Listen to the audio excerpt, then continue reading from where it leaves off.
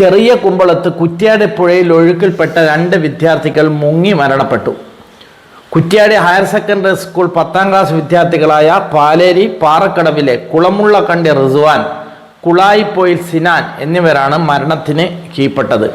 പാലേരി ചെറിയ കുമ്പളം മേമണ്ണിൽ താഴെ ഇന്ന് ഞായറാഴ്ച ഉച്ചക്ക് 1:30 സംഭവം.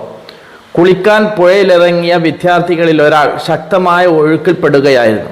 പിന്നാലെ മറ്റേ വിദ്യാർത്ഥി രക്ഷപ്പെടുത്തുന്നതിനിടയിൽ ഇരുവരും മുങ്ങിത്താണു.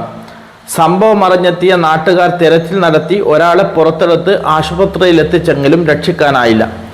ഏറെ പരിശ്രമത്തിനു ശേഷമാണ് രണ്ടാമത്തെ കുട്ടിയെ കണ്ടെത്തിയത്.